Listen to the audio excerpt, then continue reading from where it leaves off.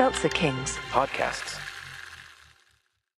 70,000 people are here, and Bob Dylan is the reason for it. Inspired by the true story. For anyone who's gonna hold your attention on a stage, you have to kind of be a freak.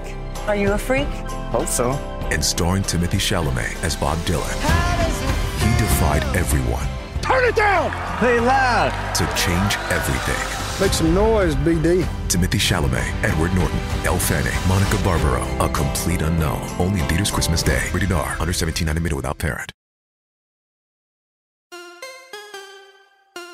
What does an 18-year veteran of the tech industry and a 20-year veteran of the military have in common? More than you might think. Welcome, everyone, to the Second Act Podcast, leveling up your life's journey. You can't stop me! You don't got the power, hey, shut me down. That's not an option. I'm my biggest problem. You don't got the power, hey, shut me down. That's not an option. You can't stop me! Michael, what's up, man? How you doing? How you doing, John? Welcome back. Are you feeling it today? I don't know if I don't feel like you're feeling it. I am feeling it. It's just been all the run up through now into the end of the year. So much going on. You dig deep for your motivation. I did get a workout in this morning, so that's helpful. Yes. And yes. I'm excited about today. Man, I am too. Well, welcome back to our listeners. This is the Second Act Podcast with Michael and John.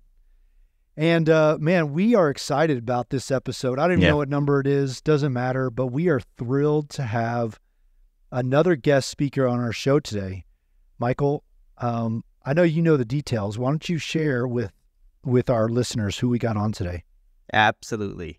So in this episode, we are excited to be joined by Conor Brennan-Burke. Conor was born in Western New York. I typically share a bit more geography and early life information about our guests in the intro, but his entire childhood is so unique that we're going to save some more of that for later. All right. Conor's career started in consulting for Global Fortune 1000 companies and governments on M&A, private equity, and tech transformations. He's also spent time leading product initiatives at a handful of high-growth tech startups, including Pave and Checker, where our paths briefly crossed, but came to the realization that he wanted to start his own business and decided to co-found an AI music startup called AbleGen that just came out of stealth mode and where Conor serves as founder and CEO. Nice. His venture embodies the idea of following your passion, as he's had a lifelong love of music and now gets to pursue his passion as his way of making a living. So this is gonna be a fun conversation because of the many unexpected twists and turns in his journey that he's had. It's sure going to keep the audience dialed in throughout the entire conversation. So with that said, welcome, Conor. Thanks, Michael and John. It's great to be here. Man, it's great to have you. I've got a question right off the bat. If you have a passion for music, favorite artist? Oh, man, that's tough. Where do I start? I'm really, really into electronic music.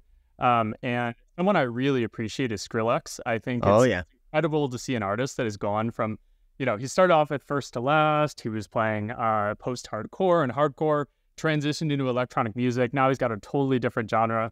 And I mean, some of the stuff that guy came up with, the sound design, how he created his own instruments. I have friends who have built plugins that he used. He's just always experimenting things. So definitely somebody that I looked up to a lot. And when I first started producing, I was inspired by a lot of the stuff he created. Very cool. Yeah. Right. I don't know if I was expecting Skrillex, but it's a great answer. Great reasoning for your answer. I grew up in Miami in the 90s when EDM was like starting to emerge in the States from Europe, and like Paul Oakenfold and a number of other big name folks in that space were really making an impact on the South Beach scene back then. And the music has just gone in such explosive directions. There's some really cool stuff that comes out each year, and so now if I ever need some recommendations, I know who to call. Yeah, absolutely. If you ever need somebody to DJ your next party, Okay. people. Happy to. The Miami music scene is incredible, Mike. I was there last year and just had an amazing time scoping out all the different things that people are coming up with. Awesome. Well, let's kick things off with some Q&A. So you started on a farm, your life on a farm in Western New York. Let's start with that. Tell us about early life growing up on a farm, and we'll go from there. Yeah, for sure. So from the beginning, my childhood was a bit non-traditional, you could say.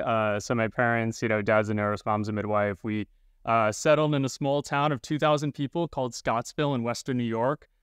Bills country, Buffalo Bills. So huge Bills Mafia fan growing up. Started going to school, and a lot of my friends at school had, cats, dogs, and other pets. And I was like, man, I want to get pets too and figure it out.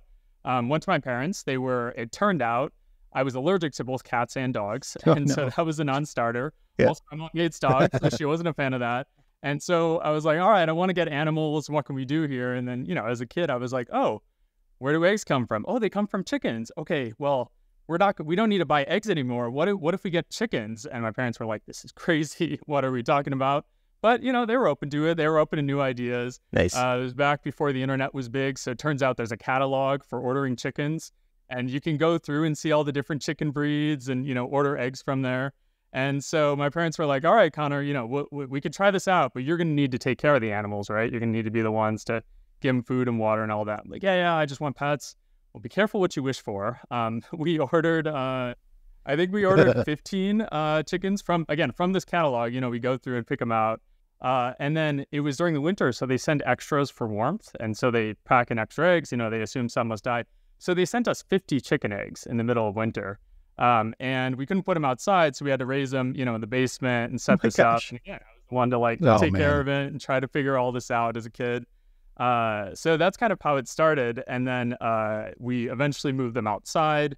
After that, it was like, oh, what else produces eggs? Oh, ducks make eggs too. Let's get some ducks. So we added those to the mix. I was like outside digging ponds, setting up fencing, working with my dad to construct all this stuff. Ended up expanding to goats and sheep, and it was a lot of fun as a kid. It was great having animals around. Friends would want to come over. It's like everybody else has cats and dogs. They're like, wait, you have like a petting zoo in your backyard? What is this? And you eat. I don't think we bought eggs from the store for years. It was also a lot of responsibility, though. There was one time as a kid, you're supposed to close the chickens in at night, and I left the door open, and a raccoon got in and killed some of the chickens, and then we had a burial outside. And, that's a tough lesson to learn as an 8-year-old. Like, all right, your actions have consequences. So, it was definitely non-traditional, but I think I learned a lot from that experience of trying to figure it out. And it's a lot of hard work along the way. For sure. We got some life skills that many don't have growing up on the farm. Connor and Michael, what I'm amazed with about farms, and I've got a couple of friends that have chickens as well. You can close that gate 364 times in a year, and the one time you leave it open or leave the chickens out, a raccoon shows up or some other a coyote shows up and decimates your whole operation. It goes to doing things consistently and doing things well, right? And just again, I talk about it a lot, Connor, but brilliance in the basics. Like that is a basic thing. Get the chickens inside or close the gate before the end of the night, or you're going to lose your crop. Or they die. Like it was at 8 years old, it was like, wow, all right, actions have consequences. Like this is a big deal. Or like, oh, if I didn't take enough time before going to school to get them food and water, it's like, well, they're going to be left without food and water for the day, right? Or I'm late to school, and one of these two things. So. Totally agree, John. It's wild how quickly, I think as a parent, you try to shelter your kids. And when the natural world is out there, like there's no, stuff just happens and you're like, well, this is the reality of how it works.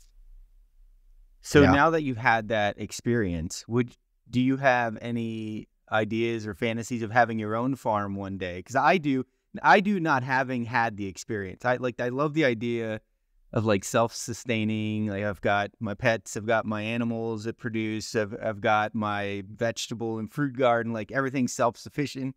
But that's for someone who has never had to manage that. It sounds great, but tell me, would you do it again?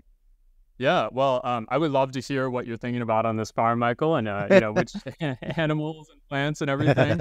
I don't know if I'm allowed to ask questions to you guys, but sure. that sounds like a fascinating Of course. dream. I would say for myself, I think a lot of living in New York City, living in SF, I'm surrounded by a lot of people who grew up in suburbia and now work for big companies and live in the city, and they kind of have this fantasy of like, oh yeah, we'll just live off the land and have a small cabin in the woods, and I don't want to hurt on anybody else's dreams, but having been there, it's really tough. And it's really difficult. And I will take my creature comforts any day. I think it built a lot of character, and you really, again, nature is unforgiving. Like you really learn like, wow, these things are more challenging than you thought, but there's also unexpected surprises. I mean, we had a time where our, we got all this ducks. And again, I put a lot of work into making that duck pond and putting up the fences and protecting them from raccoons. And then they flew south for the winter. And as a kid, I was just learning like, all right, you could put all this work in and then maybe they leave and that's it. And so the whole kind of winter I was out, I was like, all right, what's going to happen? And then in the spring they flew back and came back to our house. No way. Wow. And it was wild. And, to this day, I don't really understand how nature works that way. I mean, I can barely find my house without Google Maps. Yeah. But it was fun. I'm curious, Michael. So what are you thinking that suburban farm is going to look like? Yeah, I'm not sure. It is just a sort of a fantasy idea where you can support you and your neighbors. But to your point, like your neighbors are not within, like you can reach out and touch them. They're a little bit further away. So you get some of that quiet time. Yeah. But I just like sort of the harmonious aspects that maybe go into the seasons and nature and some of the things that you're describing, that cycle of life. And I'm like literally shocked that you said the ducks flew away and came back to your farm.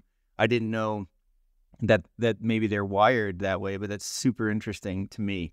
But just that sort of self-sustaining loop is what is so interesting and attractive to me about that idea. Yeah, it's really cool being connected to nature in that way. Yeah. And I mean, just seeing the quality in the food, like the eggs we got from our backyard versus a store-bought one. Like the one from the backyard was like twice the size and a totally different shade of yellow than the one from the store. And I agree. It was really cool having that like synchronicity with nature and, being connected in a way where you don't have these barriers there. Yeah, yeah. All right, so you're going to school, you're a kid, you're going to school, helping out on the farm. At one point, you decide that the educational system you were in wasn't fulfilling enough. So something happened. Tell the audience what happened. Yeah, I think I've always been, ever since I was a kid, again, friends get cats and dogs. I'm out here with chickens and goats and sheep. I've always been kind of a non-traditional person ever since I was a kid. I was just never good at, never the one to kind of follow the path or follow the rules or go the direction that everybody else is going. I always kind of figured things out on my own. I remember my parents tell the story better than me, but I think I was 6 or 7 and, at school we're learning letters and the basics of how to read. And I was so bored. I was not interested. I was not engaging with that at all. But my parents had always been reading me, stories, and I kind of started memorizing just auditorily some of the pieces of that. And then there was a book my dad was reading to me, and I couldn't wait to hear what happened next. And I was like, I can't wait until the next day to hear it. And so I sat down the next day and was like, okay, I can I memorize the previous page, so I can go back and try to like reason like, okay, this word corresponds to this sound and all that. And then just kind of like figured out how to read on my own from that like super backwards, not traditional weird way of figuring things out. So I think from the start, and from there I was off to the races. I was ordering things through the interlibrary loan system and racked up $40 in library fines one time because I check out 50 books at a time and then, end up wanting to keep them because I was enjoying them so much. And so I think it's always been kind of a, figuring things out on my own, doing what I wanted. And I was always kind of the quiet kid at school that was kind of doing their own thing and figuring it out. After a while of this, I was like, all right, well, I'm learning more on my own from, reading books and all of this. And my rationale at the time was like, man, if I don't go to school, I could just spend all day reading books instead. And I'll save so much time that way. And I don't need to be, sitting around in class, daydreaming about whatever. And so, yeah, went to my parents. As you could see, I have incredible parents, incredible siblings, and they were really open to just different ideas and different ways of doing things. And I said, hey, I think I can teach myself. I think I can learn on my own. I think I can figure out a lot of this. And I'll create a program and create a list of like, here's what I'm going to study and make sure all the subjects are covered and find resources. But, I really think I can figure this out. And, to their credit, they were like, all right, sure, create the plan, figure it out, see where we're going. And so, kind of cobbled together this list of like, all right, well, I'm going to do an internship with this friend's parent to learn about this area. And I'm going to order, VHS tapes about history and learn history that way. And I'll read these books for science and, piece together. And for physical education, discovered this, like, these other people who were homeschooled and they all played soccer together and did that. And so kind of cobbled together this own slate of educational activities. My brother was much, much younger, and he and I just started like building things. Like for science, we would set off, rockets in the backyard, and got in trouble with the neighbors once because they were like, one of the rockets landed in their yard, and we'd build Pinewood Derby cars and all this stuff. And yeah, that's kind of how it all started. Was, I spent a year or so just figuring things out on my own, setting out the list of like, this is what I'm gonna do for every subject, and really enjoyed that. I think it was a much better fit for me than trying to fit myself into the box of, traditional school. I love that your parents gave you the trust and the latitude to explore your interests in a parent managed way, if you will. But it let you, I think it certainly created a foundation for you to do some of the things you're doing now, think creatively, some of the entrepreneurial instincts, being a self-starter in certain ways. And, you talk about VHS tapes. All of us here are familiar with what those are, but I'm sure we have some listeners who are like, what the hell are they talking? What's a VHS tape? Well, it's this big block that you used to have to put in this machine to watch a movie or a film. So I haven't heard that term in a while. So thanks for helping me reminisce there for a sec, Conor. But yeah, that's super cool. It sounds like you had a really fun, amazing childhood. Conor, there's a couple things I appreciate. One, I'm very much a rule follower. So when I go to the library, I check out one book and I bring it back. I bring it back when I'm done, and it's on time. And it's probably not fully read, so I'm going to have to check it out again. But, man, I'll tell you what, my wife, she's a school teacher, and my boys are still pretty young. I've got 11 and a 7-year-old. But when they go to the library, they come back with 30 books. And I don't understand how they're going to get through them all, but they do. And my boys love reading, and we sit down and read at night before bedtime, sometimes as a family, sometimes, my wife or I.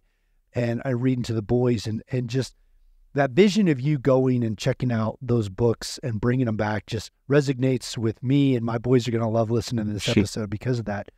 But then, like Michael said, the fact that your parents were willing to say, all right, Conor, you drive the train. We'll help keep you on the tracks, but you design the program that's going to stimulate your growth and stimulate your education and what you're interested in. I mean, today, I think what they call it, no schooling or, schooling on the road or whatever, but it's kind of allowing the child to design the program that interests them. And in some cases, I think they get so much more out of it. Of course, my boys would be like, oh, no schooling. And they would literally think there is no school. There's no learning that needs to take place. So, but for you to take it as serious as you did, that's really impressive. So kudos to you, man. Thanks. That's awesome. Yeah, I mean, I was lucky to have really great parents again that were open to it, and willing to kind of set the direction and go after it. And it was also good accountability too.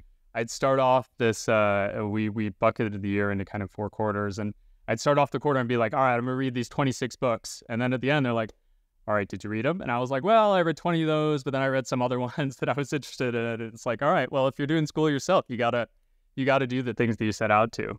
So I think grew up very privileged and really, really lucky to have them and have them willing to enforce that. Nice. Wow. So how long did you do that? How long was your homeschooling experience?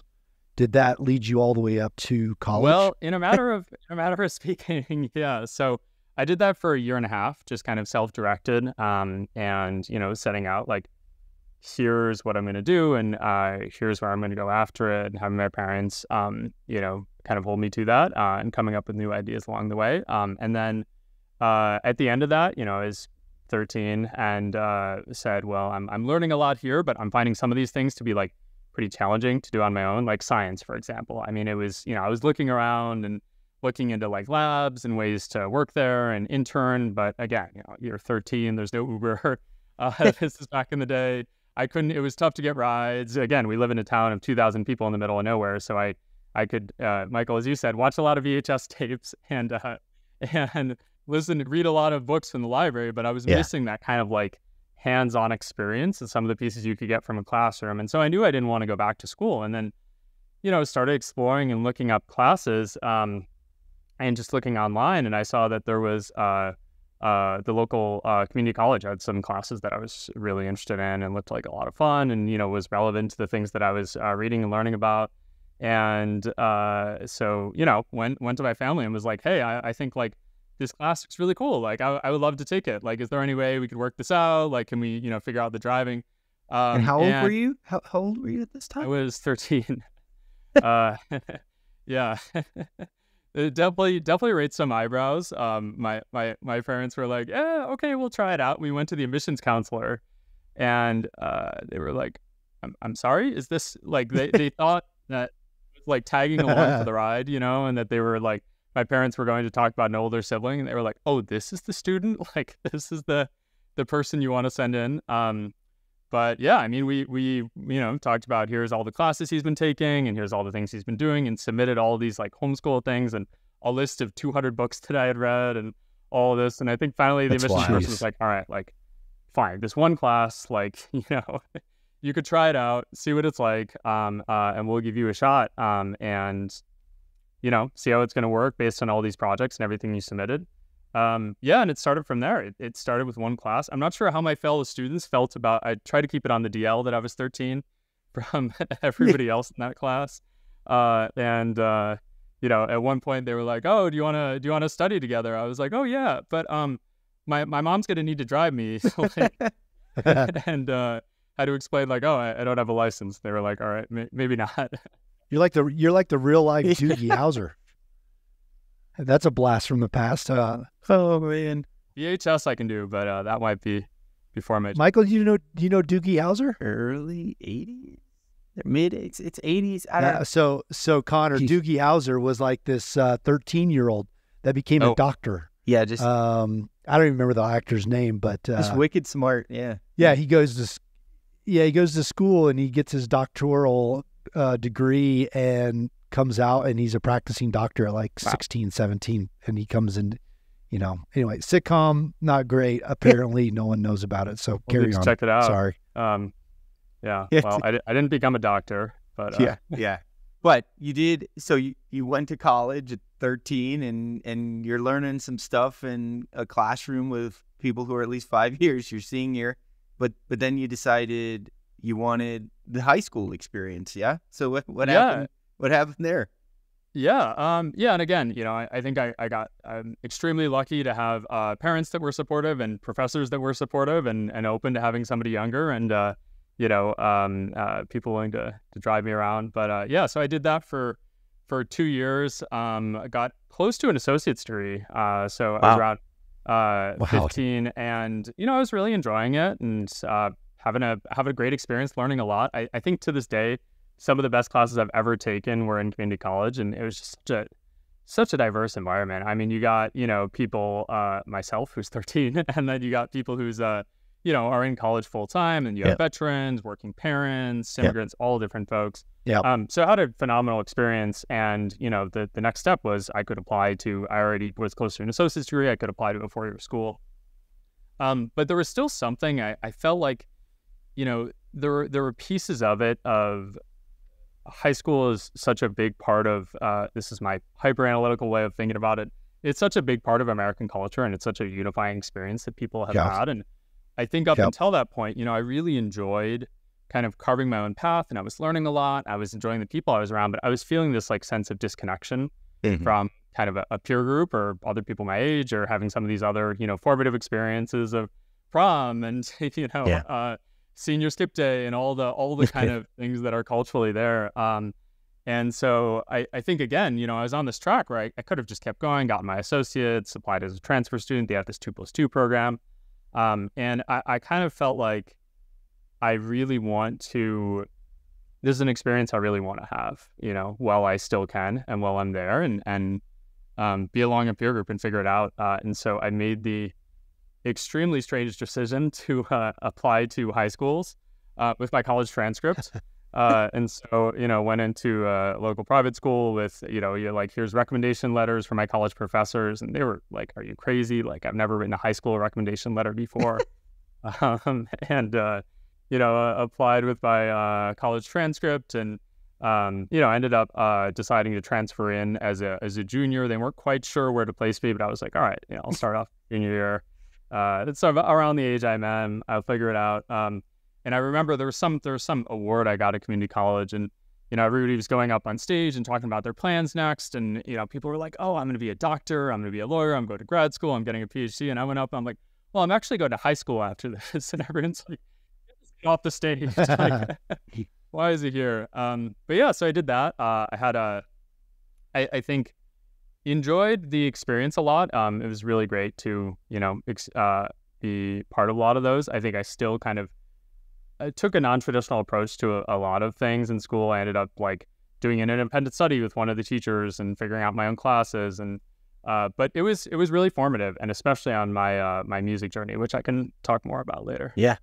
Conor, real quick, when you're 13 and you're going to community college and getting these courses done, what are the rest of your friends doing? And what's the commonality that you have between the other kids at your age? Are you hanging out with them and spending time, or do you feel like you're kind of isolated in this path that you're definitely. on? So I think that probably has been one of the overall in my life of kind of taking your own path. It feels isolating at times, right? It definitely, like, I think I felt that as a kid. I mean, we had this incredible home life. I have 3 siblings. My brother and I were always building things and, making stuff happen and getting into mischief. But, it was, it was tough to relate to a lot of the kids at school, and just, and again, nothing against anyone else you're around. But I think, same thing in community college, right? It's like, as a 21-year-old or 22-year-old, you don't want to be hanging out with the 13-year-old Doogie Howser in your class. And so I think that it was, there were great things about getting those, again, super diverse perspectives, and probably the most diverse environment I've ever been in. I was lucky, community college is a really big place. I was lucky to meet a few other people around my age that were doing something similar. Oh, wow.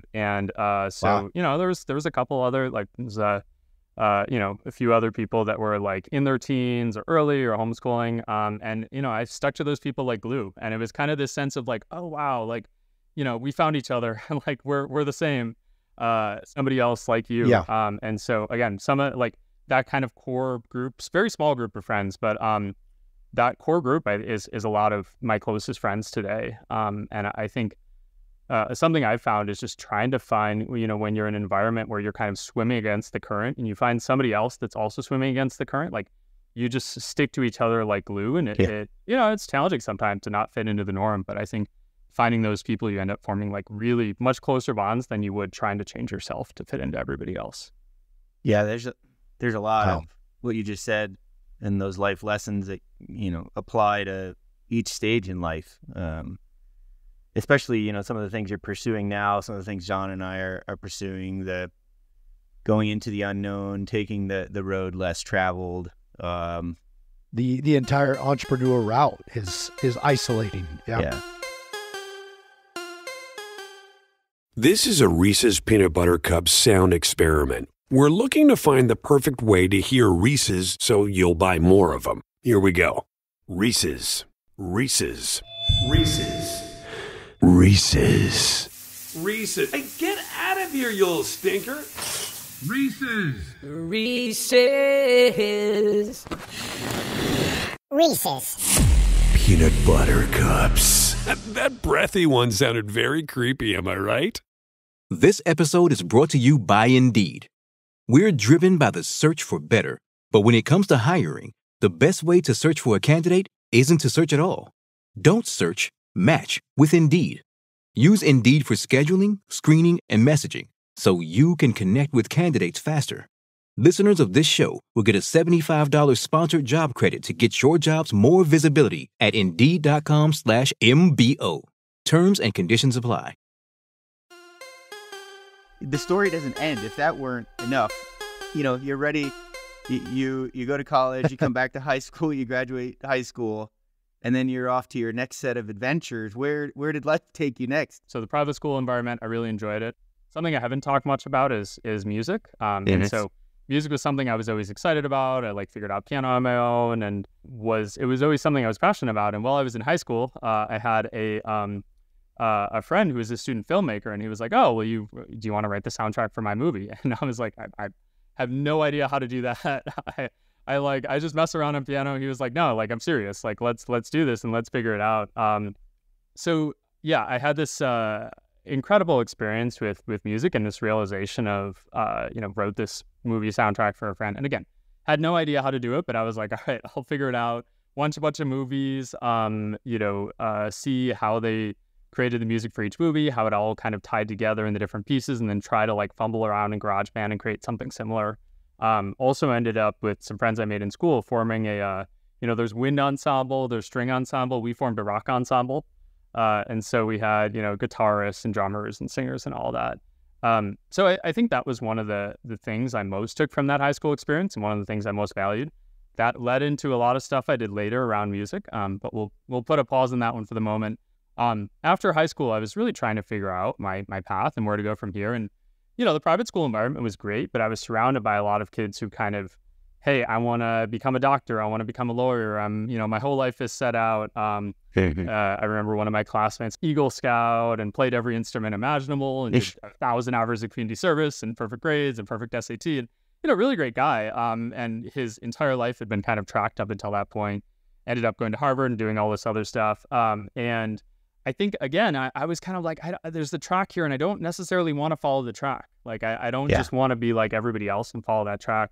And so I did a couple things. Number one, I've been really focused on academics and learning, and I want to keep doing that. So I want to go to a small environment, applied only to small liberal arts colleges. I almost went to Hampshire, which has no test grades or majors, and it's kind of like self-designed. You learn your own, you design your own study, you come up with your own classes. They have narrative evaluations.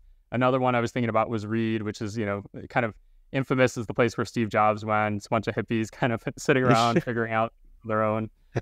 Unfortunately, didn't get enough financial aid for those, but I ended up getting into Haverford, which is another small liberal arts college, and again, very focused on just learning and exploring things and kind of intellectual curiosity.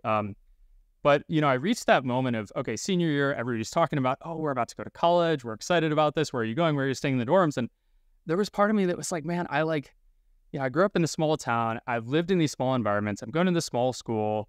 I'm about to go to this other small college that I'm really excited about, but I haven't seen the world. I haven't gone out and done anything. And I've read all these books and traveled to all these places in my mind and imagination and gone around the world in my head, but I haven't actually gone anywhere. And I kind of want to do that. I kind of want to do that before I go into this other environment and just, spend all my days in books and learning. And so I said, all right, well, how can I do that? What would be options for that? And what are places I can go? And, I had some money from, I worked at Arby's, the local convenience store. And, nice.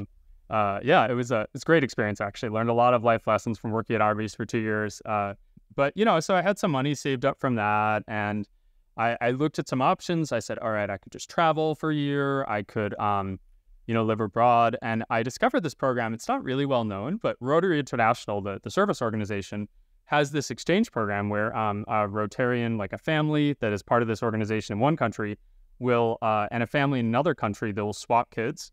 And you'll live with this other family for an entire year. And they don't do direct swap, they kind of rotate it so you don't get drama between the families. But I discovered this, and it was the cheapest option out of all the different programs I looked at and traveling on my own. And again, didn't have a lot saved up. And I was like, wow, this sounds really cool. Like, what if I took a year off and just before going to college, deferred college, pushed it off for a year, and lived in another country. And so, reached out to the program, applied. Not a lot of people do this as a gap year. Like, it's not super well known. It's not very well advertised. And, they had a list of different countries where you want to go to. And I was like, all right, well, I want to go to the most different place I possibly can and have, experiences I haven't had and go to someplace different. So I put India as my top choice, and then Turkey, Taiwan, South Africa, all these other things. Ended up getting accepted and, reached out to college and said, hey, actually, I'm going to go in a year. They were kind of confused, but they're like, all right, well, fine, you can defer. And then moved to Mumbai, India for a year and lived with the host family there. Wow. Amazing. So there you are. You're in Mumbai for a year. And what's going through your mind when you get accepted, you pick Mumbai, you're about to leave, everything you've known and all these small places and go across, the globe to someplace unknown. Was there any apprehension or were you nervous, excited? Yeah, I think, it's interesting. I've every time, like when I made that decision to leave school at, I was 11, I think, and made that decision to leave school, it was really scary, right? It's like a big step. Or when I made the decision to get the animals as a kid, I was like, wow, I need to take care of these. And I'm like signing up for a big thing. And it's really kind of scary to step out into the unknown and be like, hey, you're closing a chapter. There's going to be something completely different ahead of you.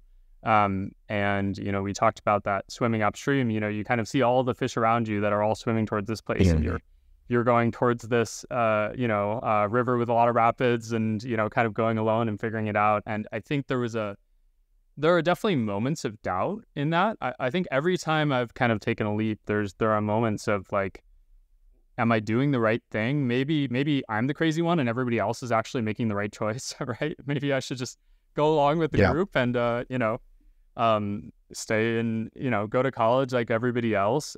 Maybe this is the wrong decision. And like we talked about before, it was isolating, because I had this great group of friends in, when I was homeschooled and going to community college that were around my age, but none of them went to high school with me, right? I was the only one out of that. A lot of them got their associates and then transferred to colleges, and I was the only one that went to high school.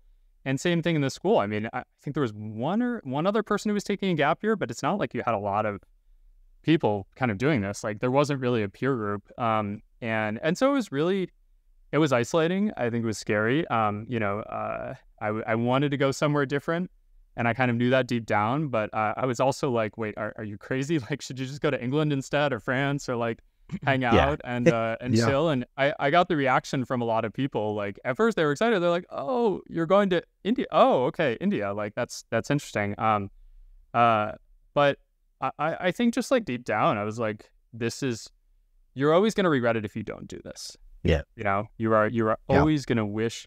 Every time I've kind of not listened to that voice inside of me and that need to do something non-consensus and not trust in myself, I've always ended up regretting it.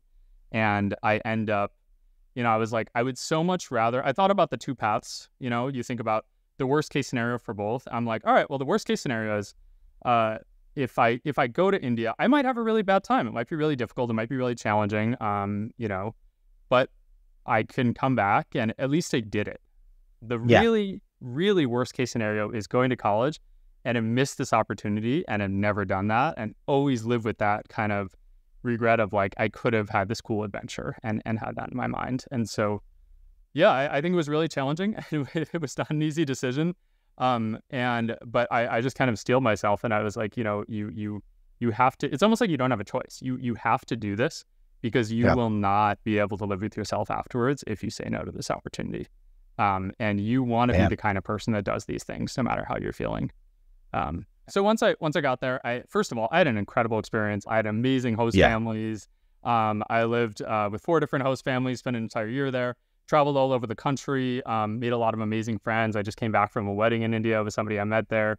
It ended up being this incredible experience. And India is an amazing place. I would highly recommend it for anyone to travel there. I'm still in touch with my host family. We still keep in contact now, 13 years later. There was another student on my program that met his girlfriend in India. Now they just got married. And so they had this international wedding. So incredible experience, and I am so glad I did it. So I went to college, finally at the end of that year, I had the crazy experience. And again, it was kind of a weird, I was different than my peer group. A lot of my peers were like, oh, I have to do my laundry for the first time. Oh no, so scary. I'm like, yo, I just came back from living in this foreign country, riding the local trains in Mumbai and everything.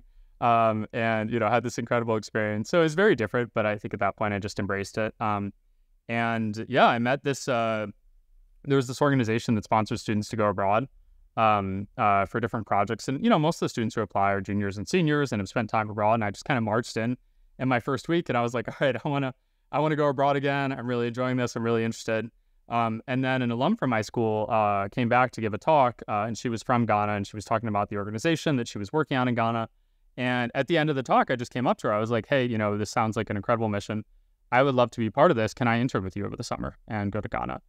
And she was a little surprised at first. She was like, wait, you're a freshman? You just started college? What is this? You only been here for a few months. And she was, but again, I think if you push hard enough, eventually the world kind of bends to your will. And, I was really persistent. And that's good. Again, I'm very, very lucky to have met her. I'm very lucky she said yes. And really that organization that sponsors students took a chance on me and said, you know what, you might be a freshman, but we're willing to take a shot and give you funding and apply for it. And so, I ended up spending my freshman summer in Ghana, which is in West Africa. While I was there, I ended up working for a fintech startup abroad. And I met another alum from my school who was an entrepreneur there, but a former consultant. And he kind of told me a bit about his experience in consulting. And I think that summer really set me on the path for everything else I was doing. I mean, I'd been learning a lot, reading a lot of books, and just kind of educating myself and figuring things out. But that was the first time, this startup world where it's the first time I met other people like me, that were like, okay, I'm going to go out there. I'm going to be entrepreneurs like both of you two and a lot of your listeners and a lot of other people, folks kind of carving out their path. And so this alum from my school I met, he said, Andrew, he, phenomenal mentor. And he recommended consulting as a great way to kind of get some of those experiences that helped him as a founder. I love that quote.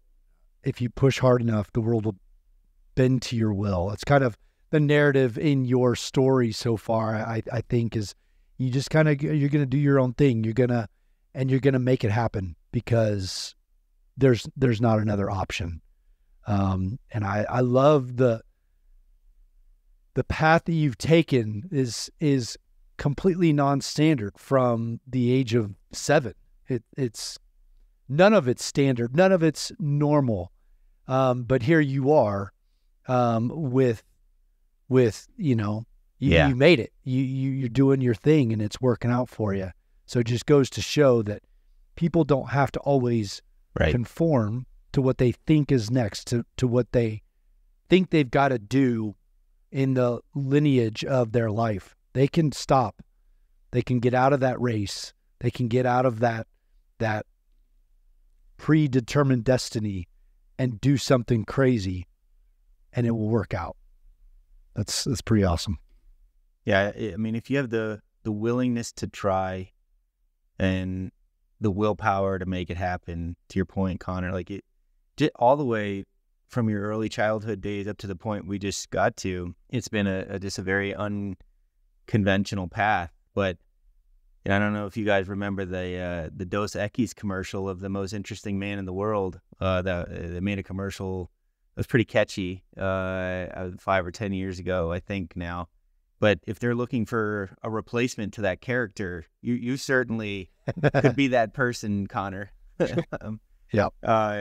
But then, so you're in consulting, but you flip over to the tech startup world. Help us sort of follow that transition into the tech startup world, working for industry leaders in their respective market segments. How'd that happen? So we had that we had that experience. Again, I think I've been really lucky to get to this point, and a lot of people have supported me along the way to make it happen. And I had that summer, learned about consulting, got back to college, studied abroad in China along the way while I was in college, and then was interested in going into consulting. They didn't recruit on my campus. And so I said, all right, well, I'll figure it out myself, like, as usual. And Andrew, my mentor, really helped me out along that way. And some of the folks I'd worked with ended up reaching out to 73 different alums from my school and talking to different folks, and finally convinced one of them to like, all right, like, yeah, sure, I'll put you into the interview process, but like, nothing's going to be guaranteed. We'll see what happens. And then, got a couple of interviews from reaching out to folks, and ended up getting an offer at a consulting firm in New York from there. My senior year, I kind of took the process that I followed to get to that point and like wrote it down, founded a club, and taught it to a bunch of other students and said like, hey, you can do this too. Like, just because they don't recruit on campus, like, you can figure out your own path and figure out how to break in. And I had two proud moments from that. The first proud moment was one of the students sent me the networking email template that I had scribed for them like 5 years previously. They reached out to me and they were like, oh, can you help me out and give me a job? That's awesome. This warms my heart. It's still happening. And then today, my undergrad is actually a target school for BCG, which is the company I worked at. And so I don't think I could take all the credit for that. There's many other folks who worked very hard, but like to think that there was some of that, pushing folks and getting the opportunities. Did consulting for a few years, worked abroad in Dubai, worked for a number of different tech companies and tech transformations. Found that again, I was with a lot of big companies, kind of helping them transform and compete against startups. After a while, I was like, I feel like I'm working for the bad guys here. And I'm helping these like old established companies compete against these young, fun, interesting startups. And I remember back to that experience in Ghana and that summer I had working at a startup, and I was like, I want to do that. I want to go after it. And even in consulting, like the projects I enjoyed most were the ones where we ended up building something or creating something from scratch. Yeah. And so joined Checkr first. I actually discovered Checkr from a podcast interview with Daniel. Everyone, Checkr is the company that Michael and I used to work at. Had a phenomenal experience there, and I mean, just like building things, being part of different teams, learning from the different product leaders there, learning from Daniel, the founders. And I think that set me a lot on the path that I'm taking today to founding my own company. Very cool. So you're making some good money working for businesses, like established businesses, in some cases, unicorns, right? And some of the most talented people at these companies, at brands that are now known around the world. But what were the signs along the way that deep down you knew you wanted to start your own business? Like how did that get introduced in that process? I think it was something I always, like from a kid, I grew up not even knowing what tech was, right? There's not much of a tech scene in Rochester, New York, or Scottsville, where I grew up. I don't think I knew a single person who was a software engineer growing up. Probably the closest we can claim to having a tech company was, Kodak used to be in Rochester. So it wasn't something I really had exposure to, and both in high school, growing up, in college. But I always kind of had this sense of like, all right, I want to do my own thing. I want to figure out my own way, figure out my own direction.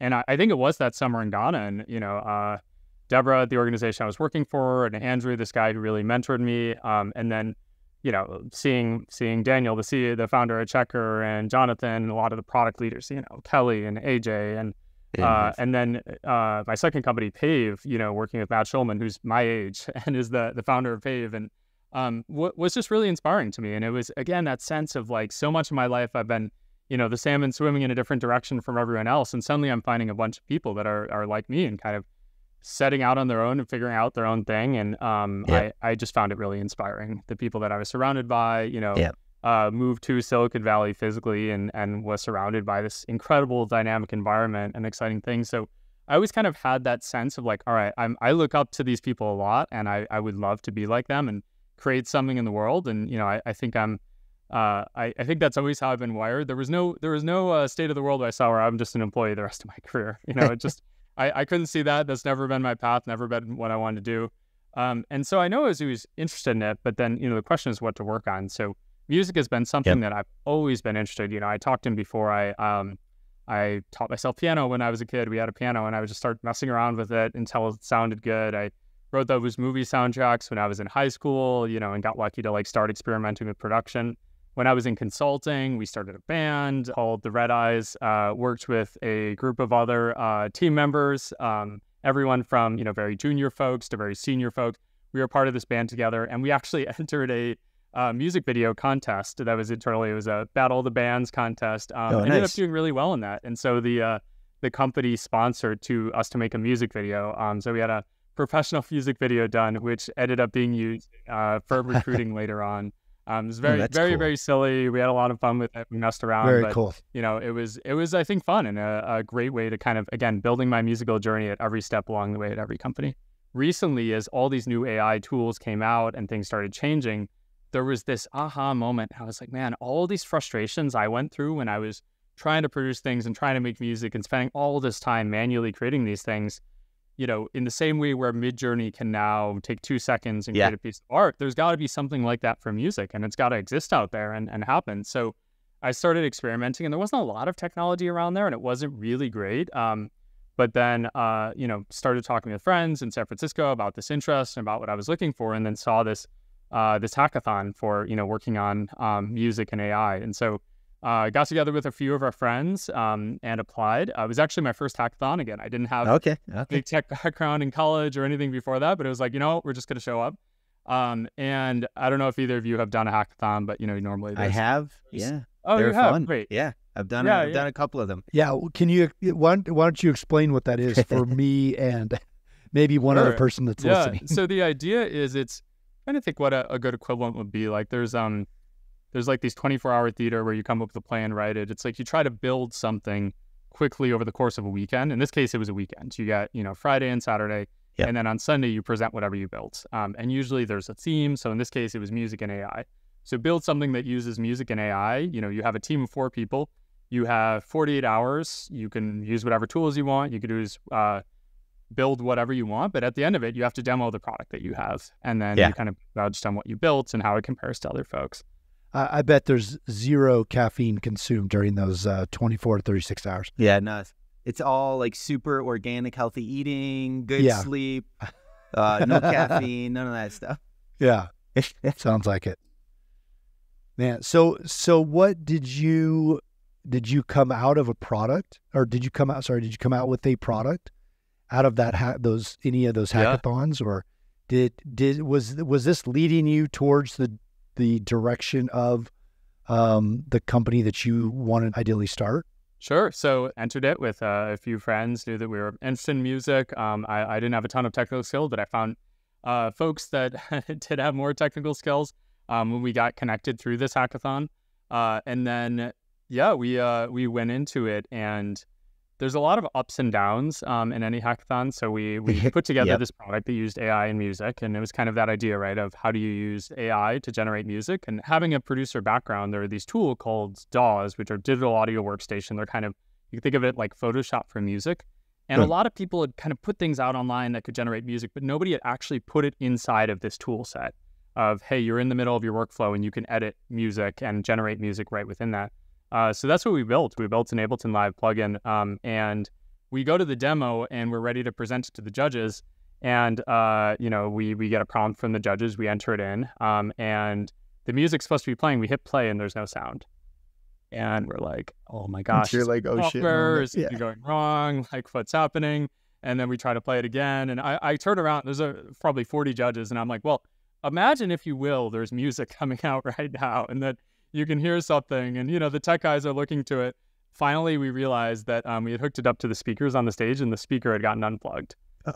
And so we had figured out, we were like, all right, we'll plug in the speaker again. We played it. There was AI-generated music that came out, and we were like, all right, fingers crossed. Hopefully it all works out. Let's see what happens. Again, it's my first hackathon. I'm kind of just figuring it out. And we ended up getting to the finals, which were in front of 1,000 people in San Francisco at this huge venue and this giant event with all these other, there were 60 different teams from all over the country and the world that were working on music and AI, and ended up winning the hackathon, which was not something I think we expected at all. I think we showed up to it saying like, all right, we're just going to figure this out and learn and make the most of it. But then, we had this experience where the night before we went to this hackathon, one of my co-founders went to this AI meetup the night before the finals, and he kind of showed our product to a few people, and he was like, "Oh, this we're building this thing," and this guy came up to him and he was like, "Hey, I want to acquire your company." And he was like, "Our company? I built this over a weekend, we're demoing it tomorrow." He's like, no, I want to acquire you guys, like form a company, figure it out and acquire it. And then we won the next day, and we kind of had this crazy moment of like, wow, this is something that was a side project we were just messing around with. And suddenly we have, folks who are asking to invest. This guy was interested in acquiring it. And I think we debated about it, and said, hey, should we entertain this acquisition offer and form a company and go through that? But I think for myself and some of my other team members, it was something where we've always wanted to build something, and what we care more about kind of the monetary value and the payoff is actually building something, creating something out in the world, and ultimately building a tool that can be used for musicians. And, I'm building what I wished existed back when I was making music 10 years before. And so we decided, hey, let's turn down the acquisition offer and let's build this company. And so, that company is called AbleGen. We are officially launching this week. Awesome.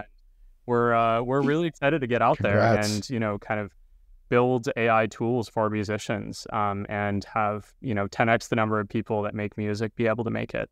We really want to kind of unlock creativity for a lot of different folks. Well, we're honored to be part of your launch here, talking about this on our podcast, Conor, as the co-founder and CEO of this company that was born out of a hackathon. But a lot of times, some of these tech companies there's just a personal passion for solving a very specific problem that you're also passionate about. And that's how these things take off. But it also is how they keep going, because you do have an attachment to the problem that you're trying to solve. And, we're super excited to see where this goes. I like to describe AI, large language models, and the interfaces that have been created for anybody to use now, as giving people like superpowers.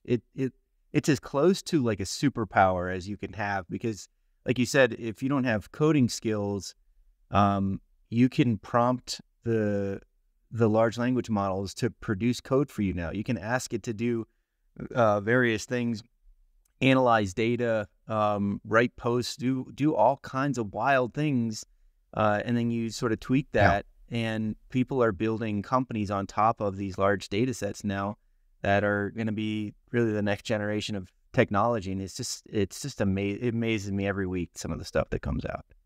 Conor, I too am equally amazed. But I've got a couple friends, hopefully I'm going to get a couple of them on the show here soon, that are musicians, writing music, producing music, and doing it very effectively. But I've got to imagine that some of them who are doing this purely out of their own geniusness, there's going to be some pushback against AI creating music. Is that just me being naive, or is that a real thing? Sure. Yeah, it's a great question. And it's funny. We had this interesting experience with a few of the senior leaders at the hackathon, and one guy was the organizer of the hackathon, and he had this great quote. And he said, "I have fire ideas, but my friends won't even let me in the studio." And so that was kind of one perspective of, hey, this guy wants to create music, but he can't, and he doesn't have the tools, and the learning curve is so steep. Yeah. Then we had the other perspective, and that was the guy who was DJing the event. So, this hackathon after the finals, it was kind of we had this guy was actually DJing the after party, and he saw our tool, and he had this perspective of like, he was like, man, this is the end of the world. He was like, you're going to have stupid people making stupid music, and this is cheapening everything that I've done over 40 years. I've been DJing since we were using vinyl, right? Since before computers existed. And he talked about his journey of, people think of electronic music as this thing where, there's technology and there's not a lot of musicianship, but actually, there's an incredible level of understanding how the vinyl works and understanding how, each new generation of technology, the synthesizers, the using analog synths versus virtual synths, and really, really getting deep into it. And his concern was that he's like, music has already been cheapened by all these tools opening up in every one of these stages. Yeah. And the more you open it up to people, again, you're going to have people creating derivative music or music that's not unique and just flooding the airwaves. And so we had these two opposing viewpoints, right? And it's like, how do you square the circle between them? And I think, John, to a lot of your friends' concern, the first question I asked this guy was, I was like, all right, well, you started off playing with turntables. Do you play an instrument? And he said, no, I don't play an instrument. And he said, well, so somebody had to invent those turntables and invent recorded music for you to be able to play. He's like, well, yeah, but like I had to learn how to do that. Sure. And that was an art form. I was like, all right, but someone who played that track could say, hey, you're cheapening it.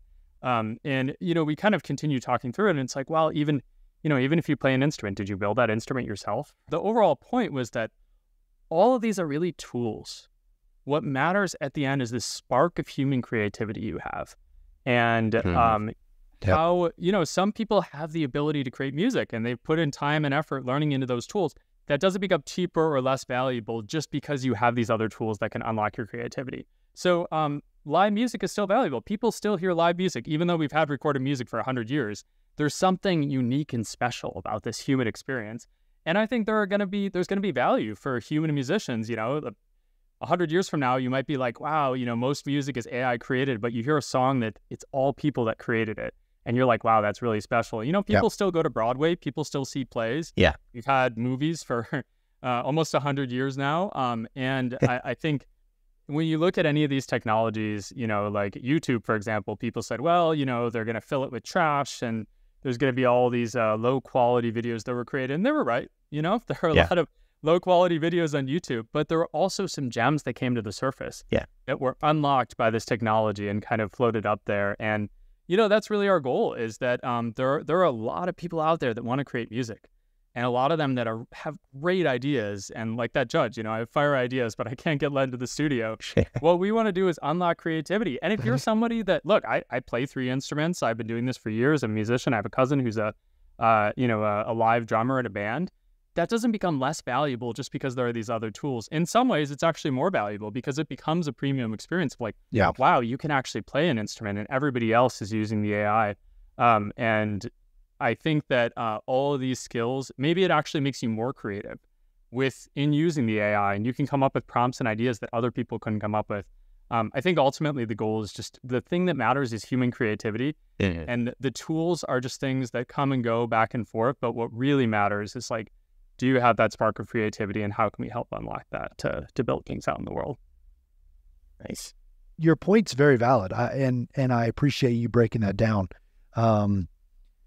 in a way that's kind of explains it to both sides of the argument. I mean, it's very disruptive, like the large language models and AI and what they're bringing forth. I mean, it's only been just over a year now, I think, since ChatGPT launched their interface to allow people to communicate with the systems and the data and produce what it does. And it's mind-boggling, some of the progression there. But if you think about the rise of the internet, the rise of cloud computing, the rise of smart mobile devices, and now this, I mean, these are significant disruptions, and trying to understand how to get this technology to work with you is better than trying to fight it, because it's almost like swimming against a tsunami, really. Sure. So try to figure out how to make it work for you. You may have to adjust your strategy and adjust some of the things that you're doing. But I can promise the audience that it's not going to go away. And everyone's going to share their thoughts on how the rules should apply to this technology in their particular field. And because it's so new to the lawmakers, as well as the users, as well as the creators, everyone's trying to figure that out right now in that process. I would say don't fear it. Try to understand it and see how it can work for you in what you're trying to do. And the technology will evolve. You need to evolve and evolve together to create something.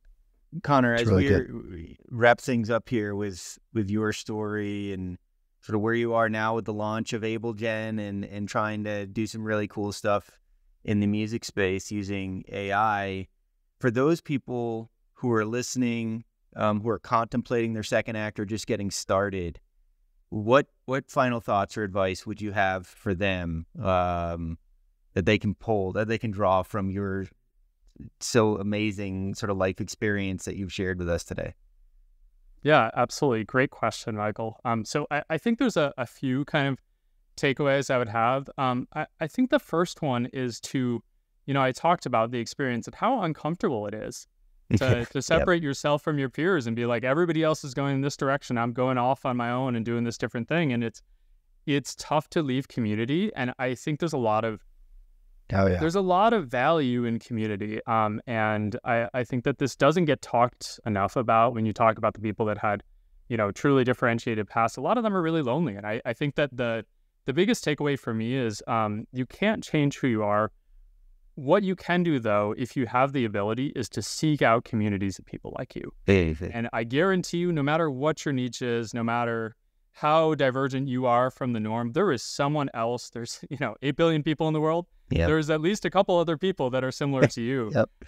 And rather than trying to change yourself to fit with the people around you, seek out those people that are like you. Build your peer group from scratch. I think so many people accept the peer group that is kind of given to them. And I think I've been lucky that I never fit in from an early age. So I learned how to kind of leave that and find my own. But find a community, find other people that think different like you, that are, the fish swimming on their own. And then you become so much stronger when you build that group. And I think that the number one toughest thing is the loneliness. And the moment right now, my friend group in San Francisco, majority of them are entrepreneurs and founders. And so it becomes this thing from being weird to being like, oh, of course this is normal. Like, this is what you do. You start a company, and in weird ways, some people don't like that because they're like, oh, it used to be this cool niche thing. And like, some of my friends in San Francisco talked about, when I was in my hometown, I was the weird one and I was the different one. And now I'm like everybody else here. And I miss that, I miss being weird and different. But I think that would be my first takeaway is find your peers. Find people like you, whatever your weird is, join a community where that's normalized and where people will reinforce you and keep you on track. Love it. I think that's the first one. I think the second one is most things, even if it goes poorly, it's a good experience and you'll be glad that you did it. And I think accepting fully embracing the failure and being like, when I was going to India, I was like, wow, I'm probably going to feel lonely at times and I'm probably going to feel uncomfortable and feel out of my zone and have culture shock and, not understand what's going on. And all those things happen to some extent. But I was like, okay, am I comfortable with that? Will it not kill me? Will it make this a good experience? I think accepting that there are going to be difficulties and you're putting yourself outside of a comfort zone for a reason.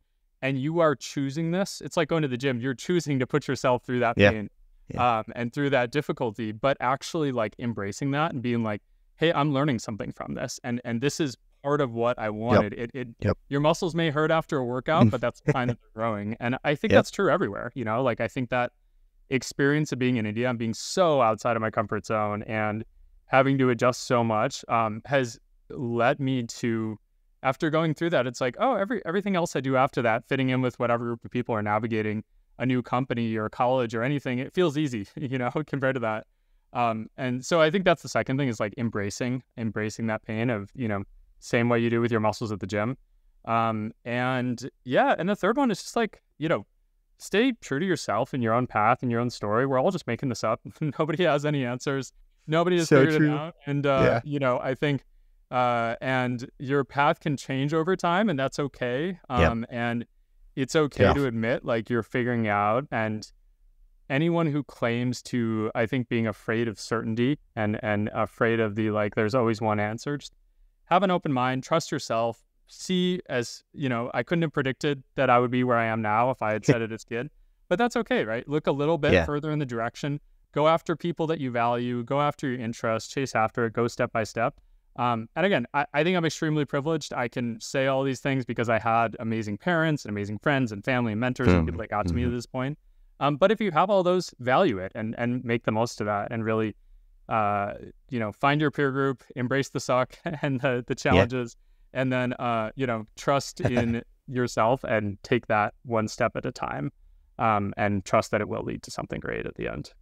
Conor, those are awesome. The first 3 points you made, awesome. Trusting in the process and valuing the system in which you're in, and your experiences, man, phenomenal. And I think it really encapsulates the listeners, that we have, and really, I think is going to provide some incredible value to them. And it's hard to imagine our audience not being entertained with your life story. So thank you so much for sharing it. And I know for my part, it's been a pleasure hearing, a road less traveled and then seeing where it's led you to. So thank you. And if people want to reach out to you or hear more or find out more, where can they do that? How do they do that? How do they find you? Yeah, absolutely. So if you want to reach out to me personally, feel free to reach out. I love talking with folks from all different walks of life. I feel extremely lucky. I would not be where I am today without the many, many folks that mentored me. My mentor, Andrew, who when I was a college freshman, was willing to kind of take me under his wing and show me his way. And so I am very happy to help out, work with folks. You can reach me by email. That's Conor with one N, CONOR.Brennan-Burke, my last name, @gmail.com. You can find me on X/Twitter at ConorBB33. There are no tweets yet because we're waiting for the launch of AbleGen, and you'll see some coming out soon. Okay. With the launch of our company, if you are a music producer, especially if you use Ableton Live, ablegen.app is where you could find us. And we would love to have you on board as a beta user and give us feedback. Again, we're very early, and so excited to work with folks and make products and tools that people actually use. And as you said, John, that are valuable for musicians. And again, I think anyone listening to this, feel free to reach out and know that you're not alone. Whatever journey you're going on, there's somebody else like you, and I'm happy to help out in any way I can. Awesome. We'll also include your social links as well, Conor, if people want to connect with you that way. But thanks so much for talking with us today. This has been a really fun and interesting conversation. None of our guests so far and that we have planned, I think, can match maybe the zigs and zags of your life, but we really appreciate you sharing that, and congratulations on the launch of AbleGen. We certainly wish you all the best and want to see that take off to be one of the next tech unicorns. And we'll be sure to include links to Conor's information in the episode details, and we look forward to reconnecting with the audience next week. Great. Well, thank you so much. Yeah. We'll see y'all later. Awesome. The Second Act with Michael and John stars Michael Newborn and John Ballinger. The podcast is produced by Seltzer Kings. For more information on the show, check out michaelandjohn.com, or if you'd like to get involved in the conversation, give the guys a shout on their socials at The Second Act with Michael and John on most platforms. Thanks for listening.